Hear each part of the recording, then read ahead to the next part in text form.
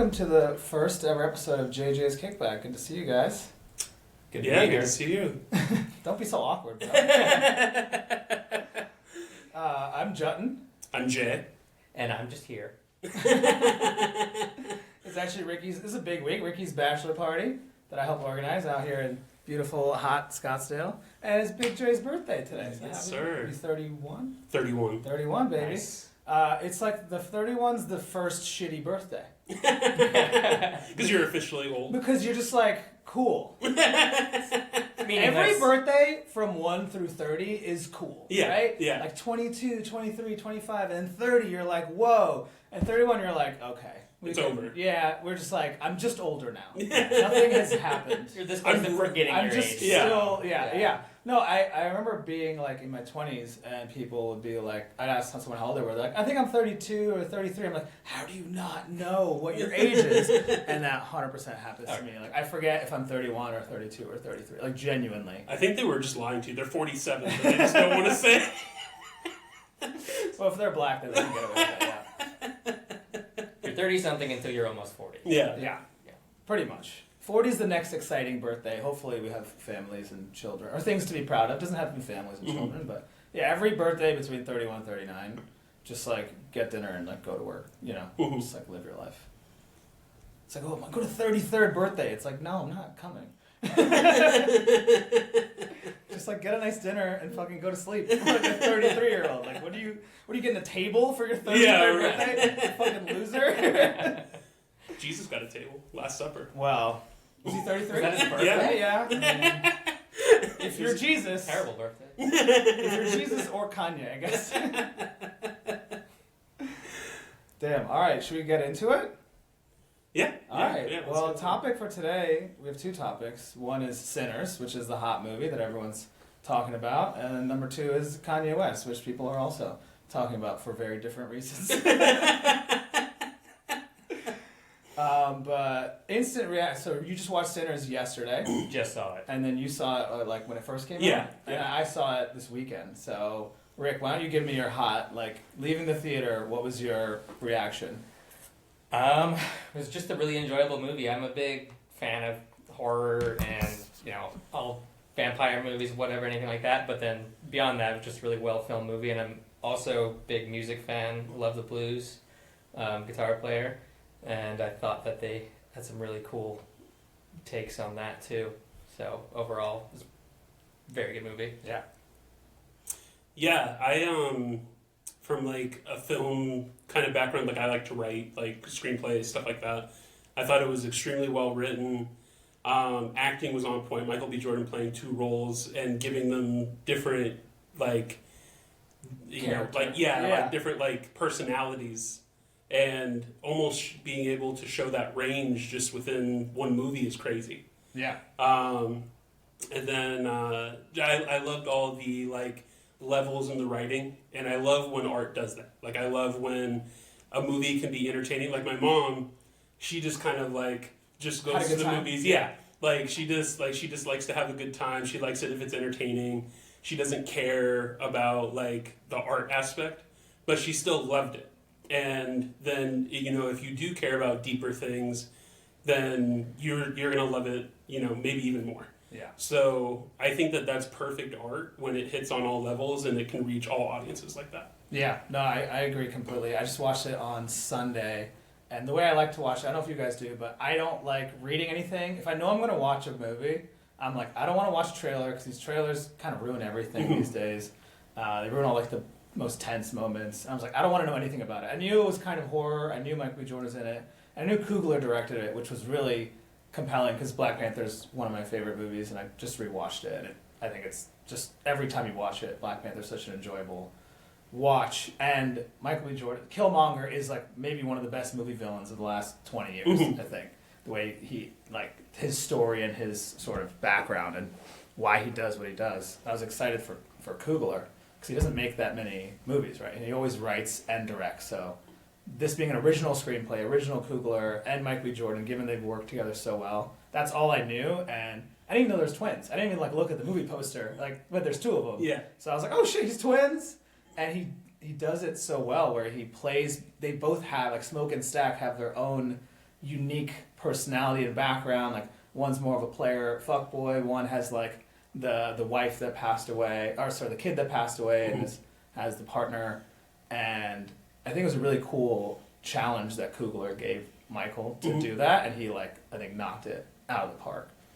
And I think you're right, where it's a movie that you can just enjoy it. Like it is fun, it is sexy, it is unapologetic, the music is great, the cinematography, the acting. But if you peel back the layers of blues and music history, the relationship to Irish music and Irish history and black history and this era and like vampire like lore, like it works on every single level. But I do think movies that just try to be deep but aren't enjoyable, like movies should, I think, first and foremost be a fun watch, a good watch, a compelling watch.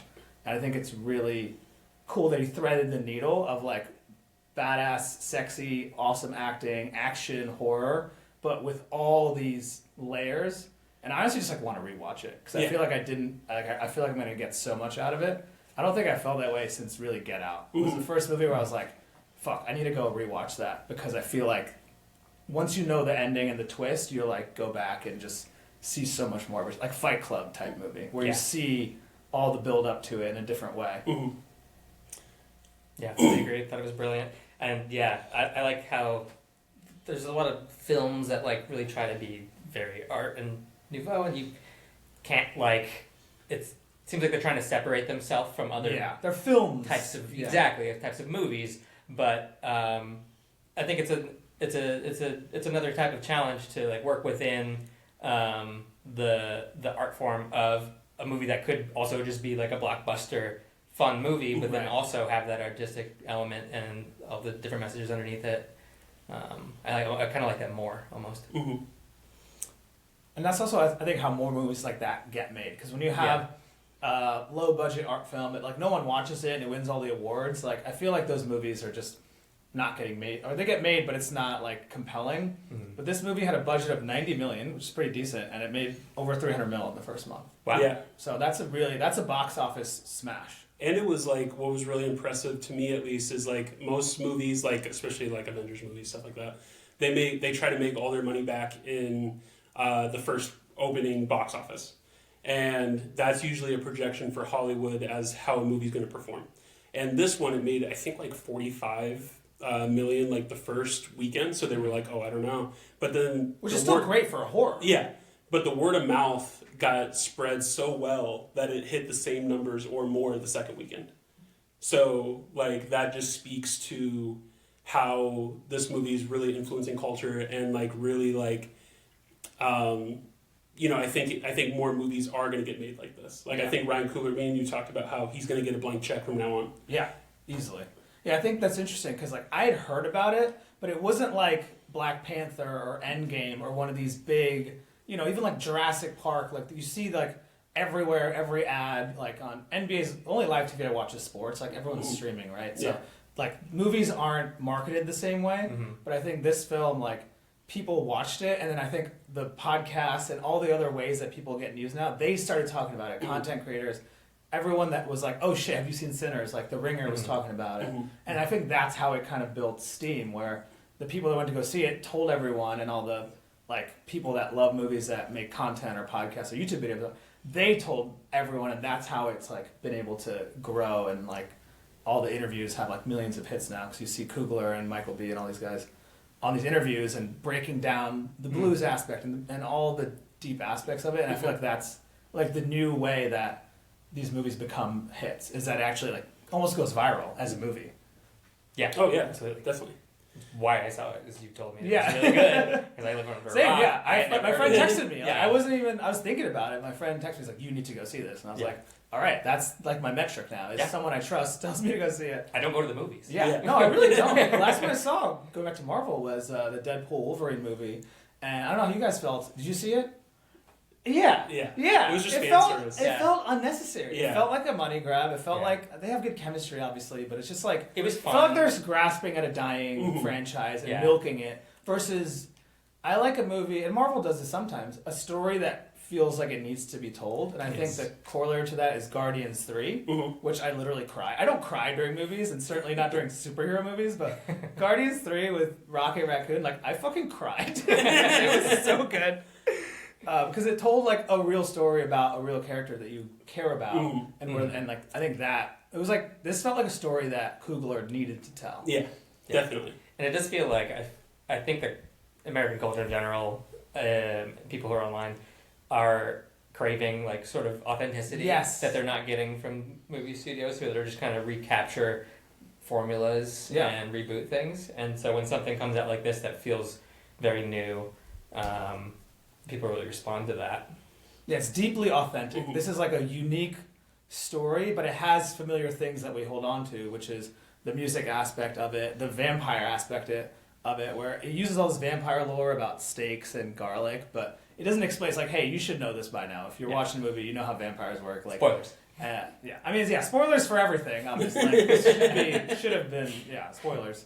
And even the vampires being invited in thing, I thought that was a really cool trick they did when like the Chinese husband and the guard was like, can I come back in? It's like, you've been in and out all night. And that was a really cool like Easter egg of vampire lore being like, he's a vampire, he can't come in until he's invited in. And if you didn't know that, they kind of let you figure it out with them. Yeah, I didn't know that like off the top of my head. I knew about garlic and the steaks and stuff, but the invited in thing, I was like, it's one of those things you don't even realize you know. But you're like, oh yeah, vampires are going to be invited in. Yeah. Besides Blade, he can go where the fuck he wants.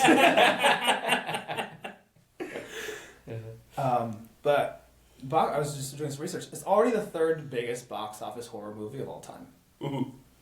But also, like, is it even a horror movie? Because I don't even know that I would... It has horror elements, but I think this is such, like, a genre-fluid movie now, right? Which is sort of continuing the trend with horror in the last, like, I'm not sure how many years because of time, but of it going from things that's a lot of campy movies and jump scares and, like, the slashers to these, like, art films, Midsummer, that there's another one, the same director that came out that are kind of pushing the boundaries of horror and film, and then this is another one that sort of like has aspects of it, but it's not just a pure horror film at all by any means. Yeah, I think it was like really important for like the culture as well, and I think like Shane Gillis makes a joke about how like, you know, like they just keep making slavery movies, and he's like, who's that for? Like black people don't like them, white people don't like them. And this was like a whole, like it wasn't a slavery movie really. It was a period piece. Yes, exactly. Yeah. And what I liked about it is like it had like some of the layers or the things that I got out of it was like that they, like a big problem kind of in black culture I've heard rappers talk about.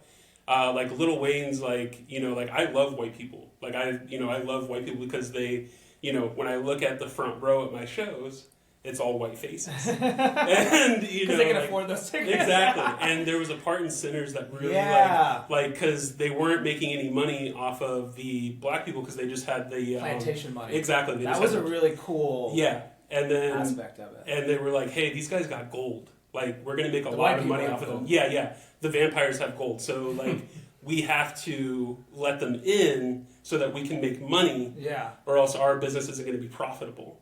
Yeah, see, that's what's cool about the movie is that like you could definitely see that as a commentary on black artists being reliant on white consumers to make money because the Lil Wayne point. But like, it's not that obvious, and if you're not looking for, if you're your mom or my mom, like they will not see that at all because it's not shoved in your face. It's just that it's there if you look for it. But you could also just see, oh, these Irish guys, they have gold, and the black people have plantation money. You don't need to connect the dots of like the larger commentary if there is one.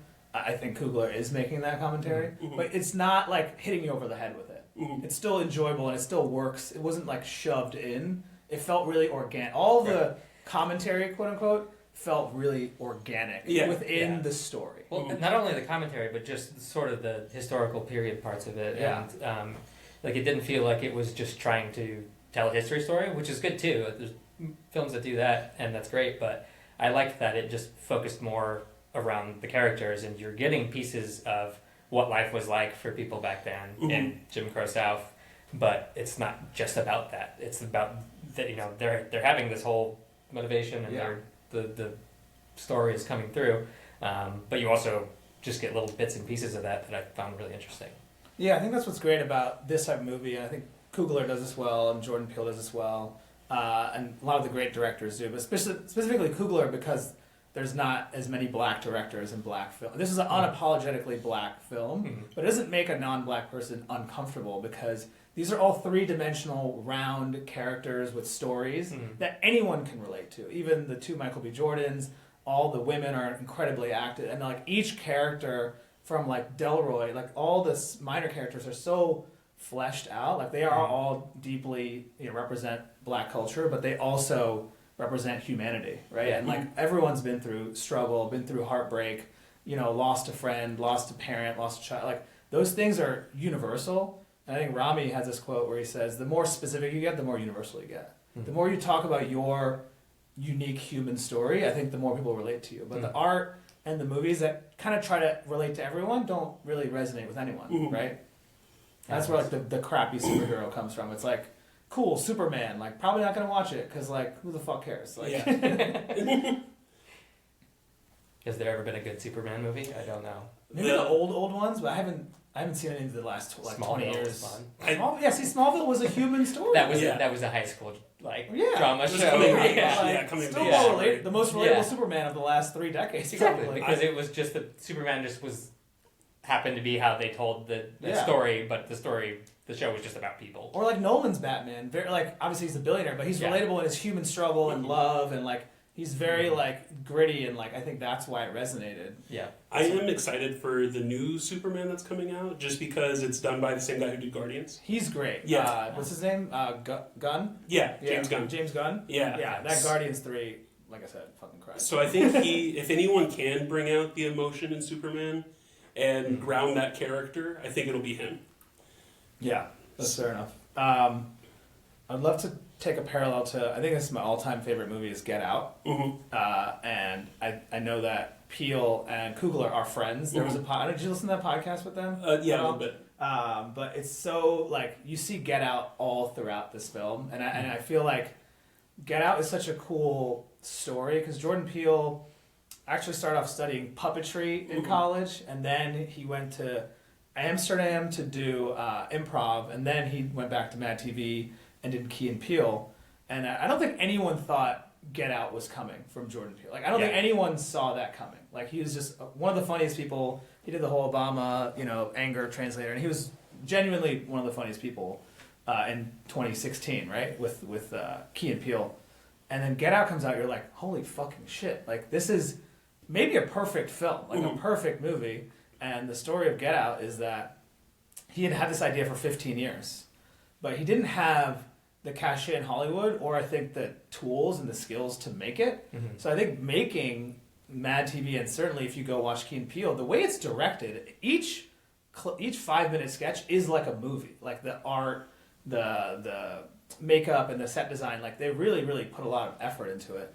And then when he finally got the money for Get Out, he got $5 million. And he's like, I can't afford a director. The only black director needs to make this. Yeah. Coogler wasn't really around, and Spike Lee's too expensive. So he's like, I guess I'll direct it. Yeah. And it fucking masterpiece. And I think that paved the way for Coogler to take this risk, which is very much of the same genre of don't trust white people. So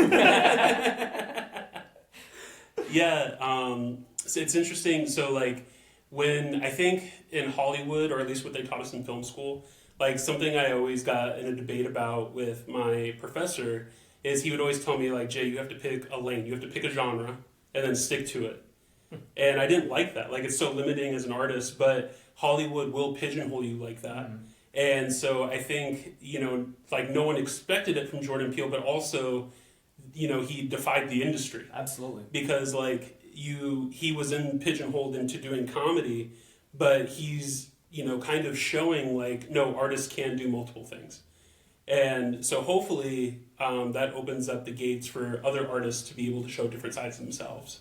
Yeah, especially if you've earned your stripes a little bit, right? Yes. Jordan Peele, I don't think he could have done Get Out 10 years earlier, even 5 years earlier. Because Key and Peele was so successful and he was a known quantity and made really good art. And also the budget of Get Out was $5 million and it made $255. Yeah, right. Yeah. So I think that... What risk. Yeah. And now that Peele is known, I think the studios are like, all right, you can go make Us and Nope and all these things because we trust you to make this genre fluid type of film because you have an audience and we know you can make good stuff. And it seems like Coogler's in that direction because Black Panther, Creed, box office smashes. Fruitvale was brilliant, and that was like, I don't know if it won Oscars, but it won a lot of awards. It got a lot of critical. It won like Indie Awards. Yeah, it won a lot of Indie Awards. Like so Sundance. he's clearly done that, and now this is like the next level of Coogler because it's fully original. Right? Mm-hmm. Creed was not original. Mm-hmm. Black Panther's not original, and even Fruitvale was a real like an adaptation of a real life story. But this is like fully Coogler original script and directing and producing, and now it's like, dude, the world is he can just make art, and I think empower other directors and black directors to like have that ownership and make really cool, unique art that doesn't fit in that box of what a studio typically looks for. Yeah, and I think it opens up the floodgates too for big budget original ideas. Yes. Like, because like you said, like they only trusted Jordan with $5 million, and so that's all he could get. He had to go with a smaller studio and everything because it was an original idea, and in that genre, like we were talking about, he wasn't proven yet. Yeah. But and like Quentin Tarantino kind of started off in that same route. Like he did Reservoir Dogs, and then that was a hit, and so then he keeps getting bigger checks to do original films. But I'm hoping that we do get more big budget original films. Yeah. Because I think that'll be, I think the world's ready for that. Like everyone's kind of sick of Marvel. I mean, I did really like the new one. To be honest, I liked Thunderbolts a lot. I heard that's more original though. Yeah, it is. I haven't seen it yet. But, and I know you don't go to the movies, Ricky. Not a lot, but I see them sometimes. I like movies. Let's talk favorite scenes. Anything that jumps to mind? Let me see. Okay, I can go first. Okay. I thought it was brilliant start to finish. I was fully gripped. It was like 2.5 hours, but it flew by. Right? Like you're never looking at your watch. And then I didn't know there was a closed credit scene. And I think that, for me, took the movie from like a 9.6 to a 10. Mm-hmm. So I think that piece of 2 to 3 minute world building of them, again, spoiler, they're, was it Stack that lived? Stack is with Mary. Fucking rizzed up with the night, like the outfit, and they go see the preacher boy, who's played by Buddy Guy, the actual. Did you know that? That was actual Buddy Guy. Oh no! In the closed credit scene, I thought that was a cool Easter egg. So that's the actual Buddy Guy, who's a blues legend. And the fact that Stack, like Smoke, let Stack live because of their connection, but he told him to, leave preacher boy alone. The fact that the vampires still have that humanity in them.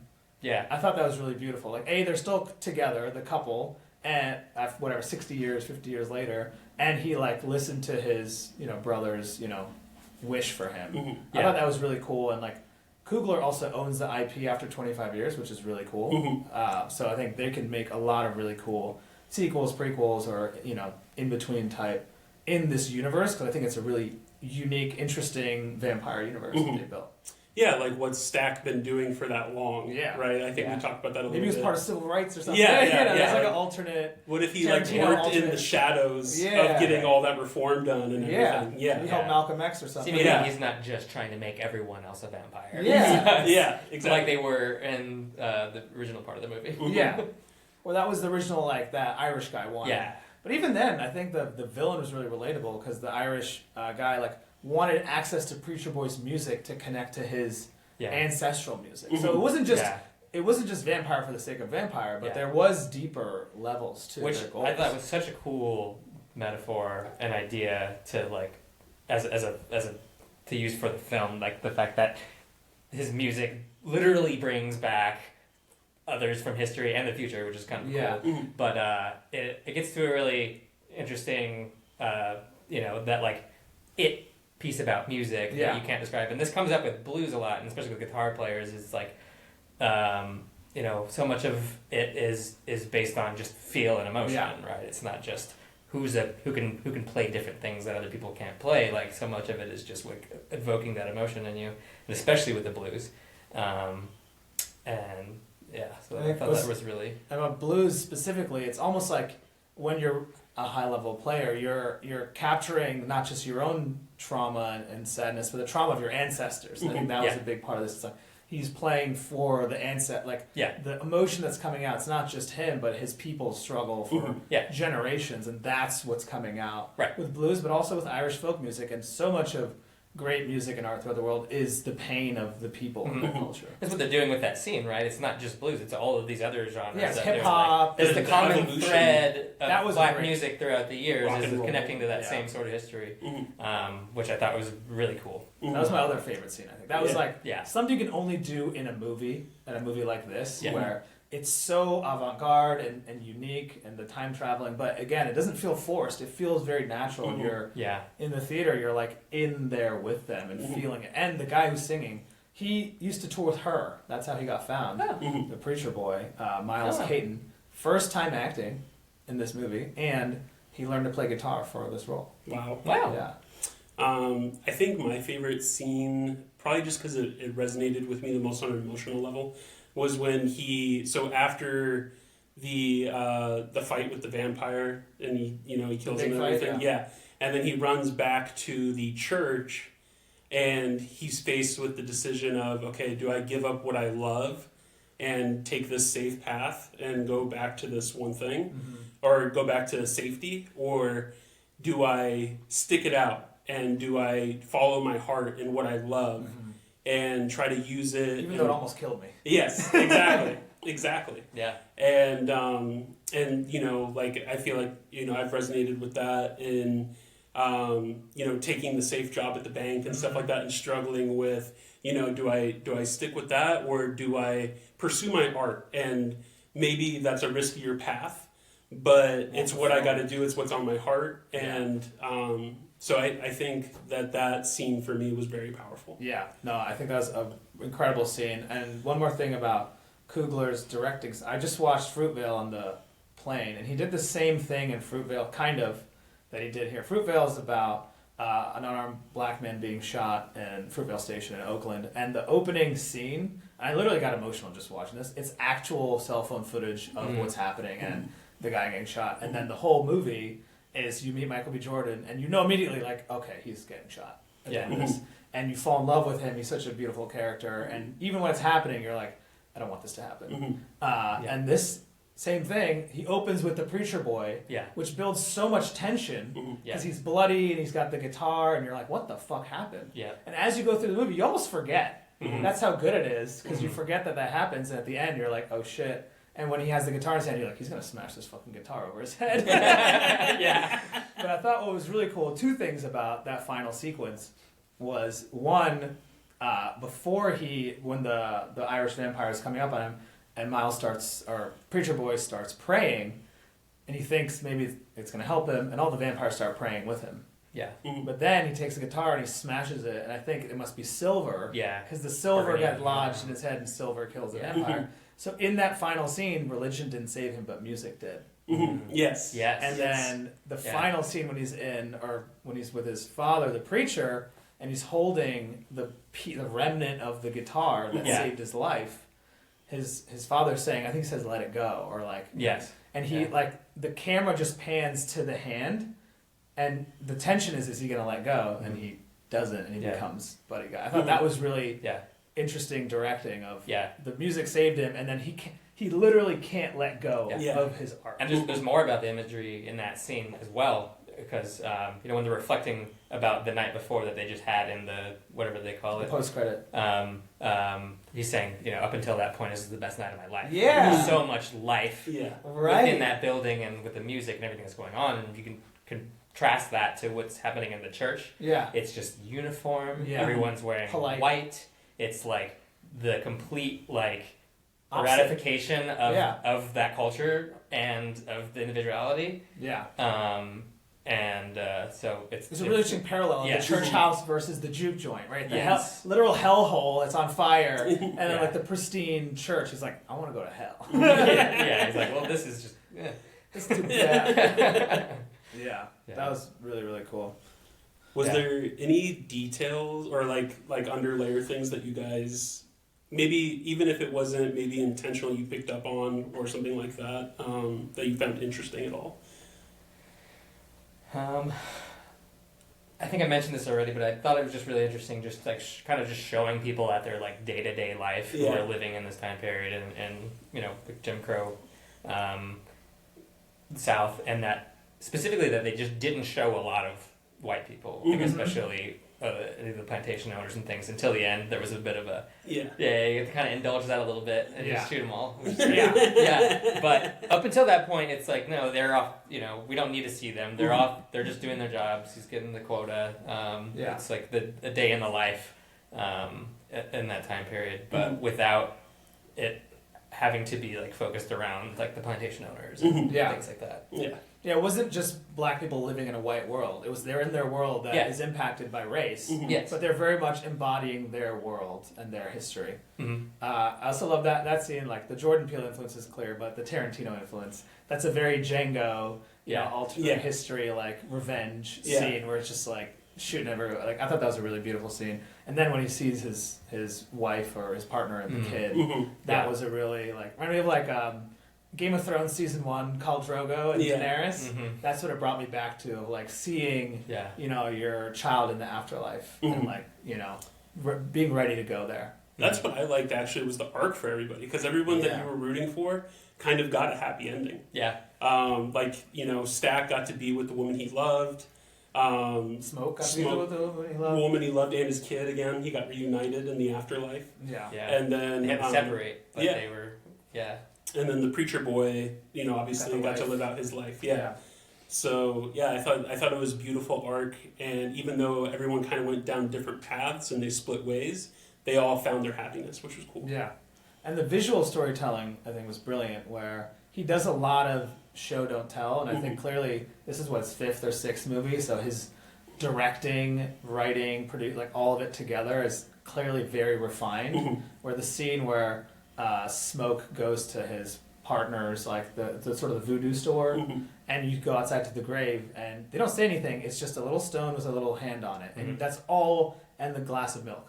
And that's, you don't need to know anything else. You don't need to say a word, but that paints such a deep picture and gives you an insight into who he is. He has this partner, he has a child that died at a very young age, and that colors their entire relationship.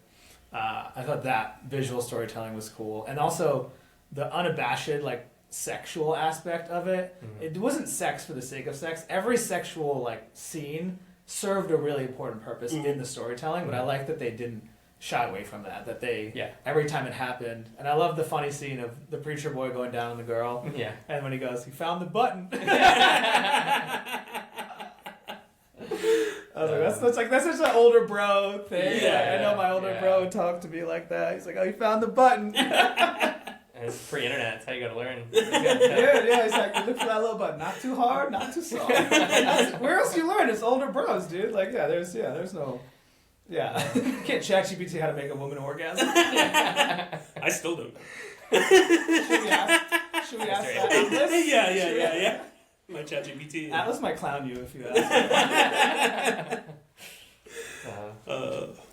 But another layer I think that I loved about it was, like once again, like I think black musicians have kind of talked about how, like, if you look at like most studios, like the heads of studios and even agents and all that stuff, they're all white people, and they're kind of they control the industry in a way, and so like the vampire trying to take his music and use it for him is very much so like the music industry today. Yeah. They're vampire, they're vampire. They're sucking your blood, literally. Exactly. Yes. And that relates to Kanye later too. Yes.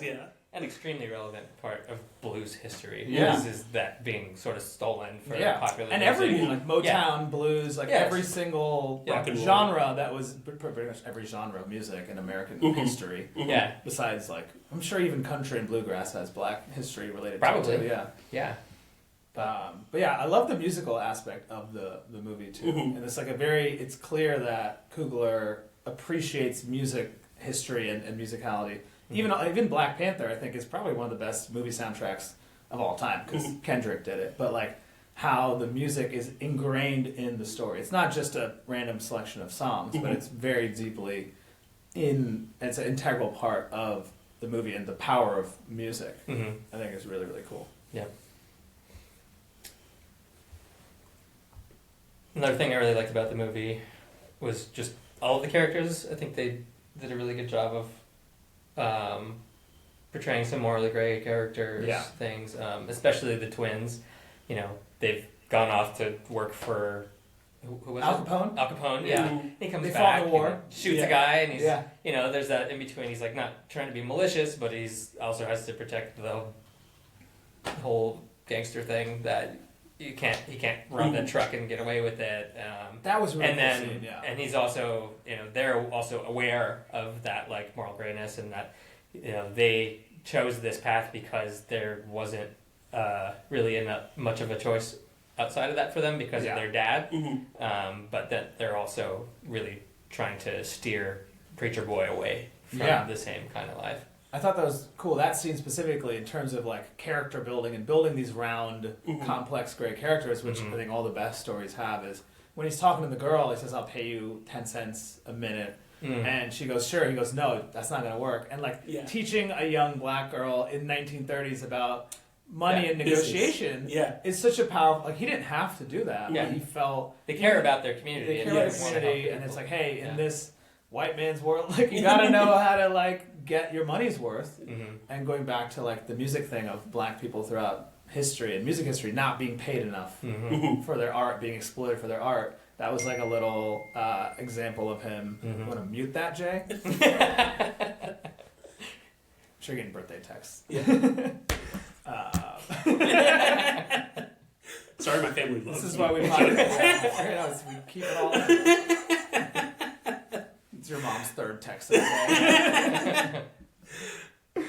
But But yeah, just that little like I love the character building and how they did that for each character. Mhm. Yeah. the Al Capone thing that you just pointed out, I thought like it just hit me right now. But like, I think, you know, like another like a way you can take that, like about them working for Al Capone and stuff like that. In media, you know, black people are portrayed as gangsters a lot, Yeah. but they learned that from white people. Yeah. White people were the original Yeah. gangsters. And not only that, but in media, original type of gangsters are portrayed almost Glorified. glorified. Yeah. Very The much, white very gangsters, much glorified. Yeah, Goodfellas. Yeah. Yeah. Yeah. Yeah. Every If- documentary. Right. If white pundits like going on and like talking about, oh, rap this glorifies Yeah. Mhm. violence and gang, and then they'll go and watch like The Sopranos and like love Well, that- Tony Soprano. That's Yeah. such a good point. Yeah. That's really good. Yeah. Because they're wearing suits. Yeah. Well, it's like white crime versus black crime. Right? Mhm. Look at I think one of my favorite movies is Catch Me If You Can. Mhm, But yes. if Michael B. Jordan plays Leo, he's shot in the first 5 minutes. Like the craziest Yeah. part of that movie is this dude's been getting away with crazy fraud for decades, Mhm. and the end of it is he became a consultant for the FBI. It's like, what the fuck, dude? Are you fucking kidding me? Shoot him! But that's how this shit goes. Yeah. That's how Yeah. this shit's always gone. Very true. Another scene that I really loved and just like stuck in my head, because I was like, how did they do that? Because for years that it hasn't been possible until technology progressed. But the handing of the cigarette, Yeah. like, so That's cool. I had to like look it up on how they did it, and they had like they had to use a robotic camera because that's the only thing that could repeat the camera movement precision wise over and over again. Was that the one that's facing him? The camera's facing him? Yeah. And stuff? The cage of cameras? Yeah, and so it's like so they had to put that in place so that, and he still even had to do like 20 takes Yeah. just because you have to angle the hand right and everything. I just thought it was amazing. It blew me away. Yeah. Like, Well, let's talk about Michael B. Jordan's acting in this, because, Oh, yeah. I mean, he's always been a really, like, I think he's been a good actor. He's been a good action star. Black Panther was really good, but that character was kind of one-dimensional. I mean, he had layers, but he was mostly angry and, like, kind of ruthless, but it's still relatable and likable, but Yeah. ruthless. And then Creed was, like, a little bit more complex. Mhm. But this was, like, I think, a level up for his Oh, yeah. acting. And I think Coogler definitely brings out the best in him because they've worked together for so long since Fruitvale, which was 12, 13 years ago. Mhm. So it seems like Coogler wanted to give MBJ a challenge. yeah, And it seemed like Smoke and Stack were almost like two sides of Michael B's like best acting, which is like the brooding you know, man that's in love with a woman and feeling pain, and like the really cool, smooth talking player. And I mean, he acted his fucking ass off, and he did everything twice. So he did twice as much acting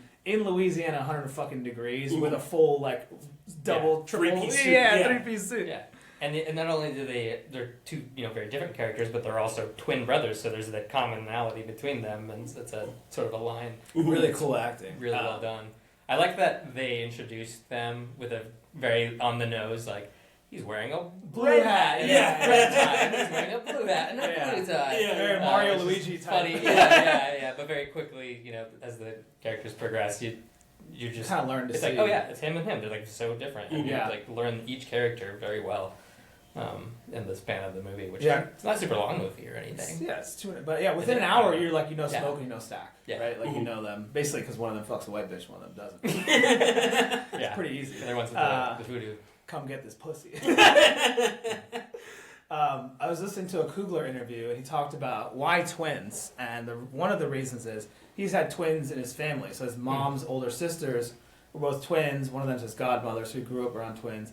And in African lore culture, twins are like a deity. There's like a godlikeness or of the twin culture. So he's always grown up around twins, and he thought there's something really interesting, unique about the twin phenomenon. And I thought that added that was a core part of the movie. Yeah. And I think they even had like twin consultants, so MBJ could like learn about, because obviously twins have a bond deeper than, you know, normal siblings. And I think Michael B, even all the way through the end where he's not able to kill him, it's because it's like killing yourself. Yeah. Right. And then they have that foil of each other where one's a vampire, one's not. I thought that was like, I thought the twin execution was really, really well done. And you almost forget that it's MBJ. It's like Smoke and Stack. And you like it's two people. Yeah, no, I think in a lot of people's eyes, like that, the Sinner's performance for MBJ, like it moved him from just the category of being a movie star to a real actor. Yeah. Like I think that there's too many like once again you can get pigeonholed really easily into just being a pretty charismatic guy. Yeah. But not really. Like I think that, and there's very few that can do both. Like Denzel can do both. Like even Brad Pitt doesn't get enough credit because he's so damn handsome. But he's one of the best actors of all time. Yeah, exactly. He's too hot. Yes. Yeah. Exactly. Robert Downey has that depth where he's really cool, but he could go really dark. Yeah. Exactly. But you don't see that with like Chris Evans and like other like action stars that are like you usually see them as like one type of way. Yeah. Exactly. Or there's even one like weird gray man where Chris Evans was a bad guy. You're like, I don't. Yeah. No, you're just Captain America. Can't escape it. No, it doesn't. Yeah, I don't know. Maybe it's the face, but like it just doesn't. Yeah.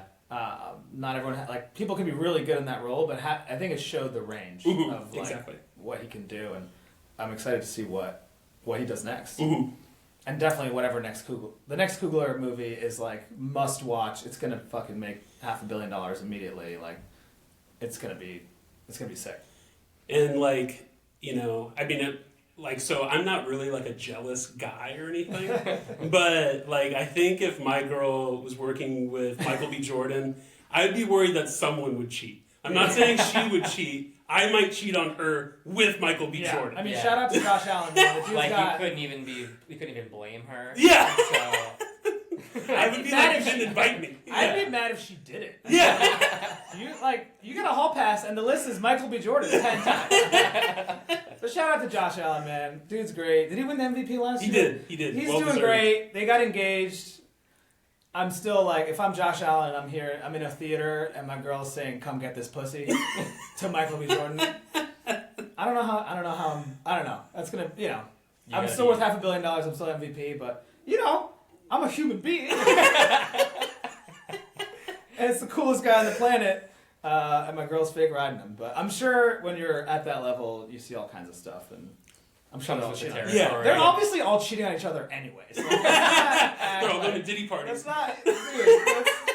Or whoever the next Diddy is. Yeah. Usher parties.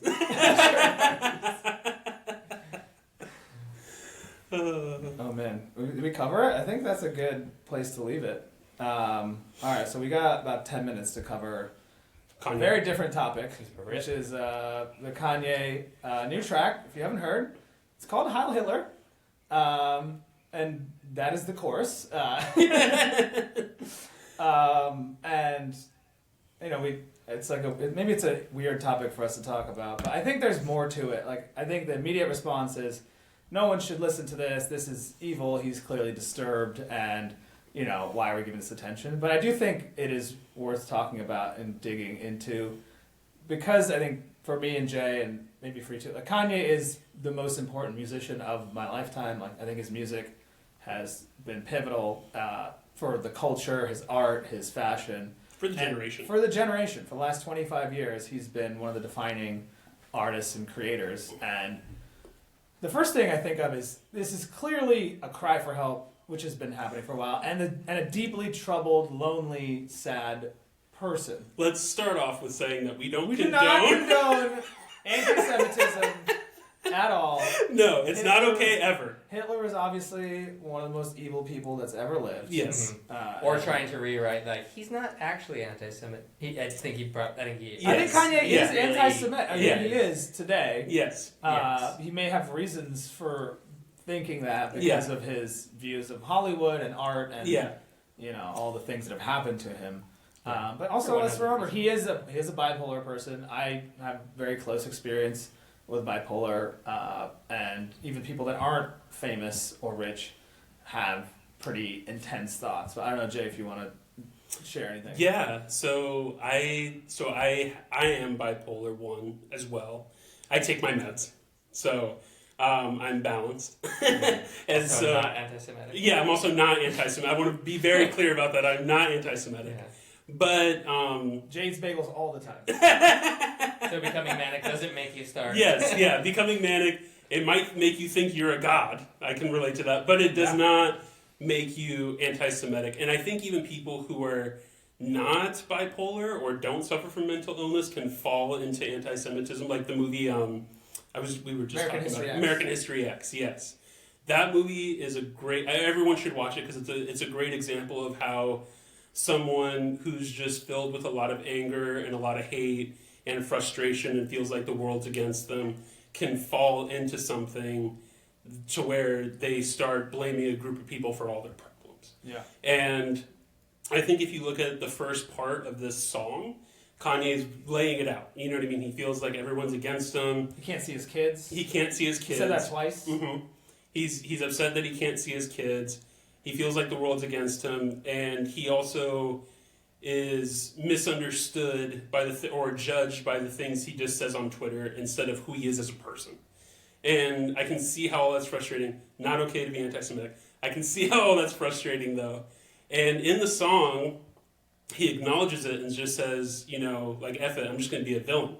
Yeah. And so this is him embracing his villainy. Exactly. So I think, like, the next part where he's saying, like, Heil Hitler and all that stuff, I think he's positioning himself as Hitler, and he's saying all of his friends, all of his buddies are saying how that they're all Nazis, and so they all support him and follow him. And so I think that he's trying to be provocative. Not okay to be provocative in that way. No. But he is kind of trying to ask for help in a way on, and I think it's really, like, I don't think a lot of people looked at his tweet or whatever, X, whatever, about the translation for the Hitler speech, but to me that was so important because when I... Should I read it? Yeah, go ahead. All right, so he tweeted this May 7th. Whether you believe... This is the translation of the Hitler speech at the end of the song. That he wildest sample in music history? Wildest sample. Can we... But he's the king of samples. I mean, this dude... he's always got something in his bag. Whether you believe, quote, whether you believe my work is right, whether you believe that I have been diligent, that I have worked, that I have stood up for you during these years, that I have used my time decently in the service of my people, now cast your vote. If yes, then stand by me as I have stood by you. Yeah, so... If you didn't put Hitler there, it's hard to tell that that's a Hitler quote. Not defending Hitler at all, but that quote is not, like, about Jews or genocide or war. It's like a very kind of a generic quote. It's still fucked up that he sampled Hitler. Yeah. But asking for support in Yes. a way. And I think that it's like, so I think a lot of people feel like even he's blaming and he's anti-Semitic. So the people that he's blaming are, Jewish people. But I think a lot of people think that the people in power are kind of screwing over everyday people. yeah. And so I think he's asking for help to Overthrow that in a way, or yeah, I think so. I think Yeah. he thinks that he's up to the challenge of being the leader for that because he has money, influence, and he doesn't have to, like, he lost all of his brands and everything. he's not connected corporate. Yeah, He's exactly. He has his own music studio. So no one owns him. And so by being completely free, I think, and he also thinks he's a god. So I think that by being completely free, he sees himself as being the pillar that can lead that crusade. Yeah, if you go back to like the Yeezus album, which is, I mean, almost 10 years old at this point, maybe more. That's kind of what that album talks about. So he considers himself the Black Jesus, the Yeezus character who's deeply flawed and, can be violent and sexual, but also wants to emancipate his people from consumerism, from being exploited, right? But he's a very imperfect hero in a lot of ways. But I think there is a thread from the Yeezus character in that album to what he is today, which is, the Black Hitler, the Black evil leader, but, trying to free people. Obviously, he oppressed a lot of people in doing so. But, I think going beyond the surface level, there's a lot more under here. Can you, if you're comfortable, talk about what was your experience when you're in like a manic state? Because Kanye's clearly had many of these, and he's said many times that his bipolar is his superpower, and the way he makes all this incredible art. And if you look at through history, Sylvia Plath and like all these incredible artists were diagnosed with bipolar. So there is, and I've seen it in my own life, where you feel unstoppable, you feel creative, you don't even sleep, you're just creating, you have ideas. Did you feel that way when you've had your episodes? Oh, definitely. So first off, I thought it was an interesting statistic that I mentioned before that I like screenwriting, I like writing, trying to pursue comedy, like writing jokes, all that stuff. And I think it's like 1 in 4 or 1 in 5 Hollywood screenwriters suffer from mental illness. Yeah. Something like that. Like a large percentage compared to the populace with mental illness. So I just Googled a few. Russell Brand, Mel Gibson, Carrie Fisher, Mariah Carey, all apparently have bipolar. Yeah. Wow. Kurt Cobain, Jimi Hendrix, Hemingway. Damn. And those are just people who, are super prevalent, not even just like people who are in writers' rooms, right? Or have written like indie movies that you haven't heard about. But so, and even with my own experience, like I remember the first time I was manic, it was because I was super depressed. I had kind of had some other medical issues happen to me, like senior year in high school, and at that time I grew up playing football and everything, and then my career ended with that because of I had 3 bulging discs, damaged spinal cord, and so I was just really lost during that time, and then I had it ended up being like a polyp, but they thought it was like a tumor that was growing into my brain and my sinuses. They had to take that out, all of that stuff. So I just felt like really beat down by life. So I went to a therapist and a psychiatrist, and they thought I was just depressed. So they gave me antidepressants, which you would think would work for someone who's depressed, but if you have bipolar disorder, it's an upper. So and they kept increasing my dose, and so I sprang into mania. I stopped sleeping for days, and when you don't sleep, it's also worse. So during that time, I was writing a lot, and coming up with really like interesting ideas. One of them it was like a Robin Hood screenplay that I ended up working on in film school, but it was set in like a D&D type world, and I came up with that while manic the first time, that world. And a lot of people liked it. So it was, it's kind of, it is kind of a superpower. But I do think it should be controlled. You know what I mean? I think you should take your meds, get sleep and everything. But I do notice, if I have a few Celsiuses, if I have a few... Celsius? Yeah, Celsius, thank you. If I have a few twisted teas, you know what I mean? Yeah. I do start to get the juices flowing and get more creative, and I can write super fast, and it's, it's people like it when I share the ideas. So it's the balance of like, I want to create art, but not at the expense of my own health. Exactly. Yeah. So and add $1 billion to that, and fame, and 1 million Twitter followers. Yeah, that is a recipe for right. Yeah, I mean, my first manic episode, I ended up thinking I was a god. I thought that I was the second coming, so Kanye, you don't have that throne. I do. No, I'm joking. But yeah, like, and if I was surrounded by yes men and not my family, who's like, Jay is not acting like himself, but a bunch of people who are like, yeah, that's a great idea, and we can make money off that, and so yeah, do that. And people who can supply me with drugs to get me even more manic. Yeah. I might have never came out of it. Yeah. I might have never gotten help. Yeah. And scary. I think the only person Kanye, the only family member he really had that he would listen to was his mom, who unfortunately passed. Yeah. But like the correlation of that, I mean, his first 3 albums are great, but when he did like My Beautiful Twisted Fantasy and so on, his beats started to get kind of darker and edgier, but also like he's putting out great art. Like if you even the new song, once again, not anti-Semitic in any way, but if the beat goes hard. The beat goes hard. Yes, and if you put other lyrics over that beat, it could be a number one. But he doesn't want to make a number one. Yeah. Right? Yeah. He knows he can do that. Mm-hmm. So yeah.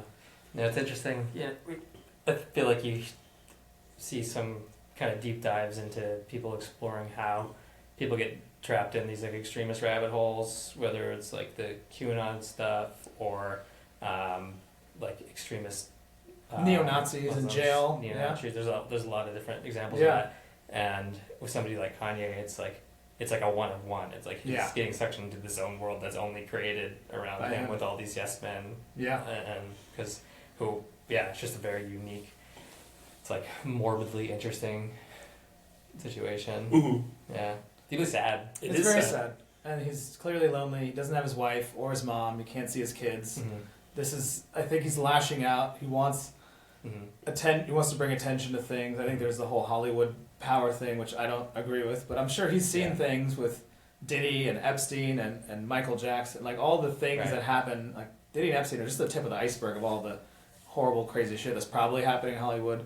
I think that's also why he didn't want to release Donda 2 on the platform, the streaming platforms. He wanted to control it because he feels like these things are restrictive and these things are holding him back and other people back. But this is not the right way to do it. No, and I think no one's really going to, the whatever message we're trying to squeeze out of it, I think is drowned out by the overwhelming, view of that. Right. This is just objectively not great. Just hate speech and anti-Semitic. But it's so strange because, the way that he's like devolved down into this, it's like if he wasn't already rich and famous, he'd probably be homeless. Yeah. And living on the streets and yelling at cars. No, he would be. Yeah. Like this is the ravings of But because of where he started, he has a huge extremely visible platform. and everything. Yeah. And it's just which is also he's obviously very in a lot of pain and cry for help or whatever, but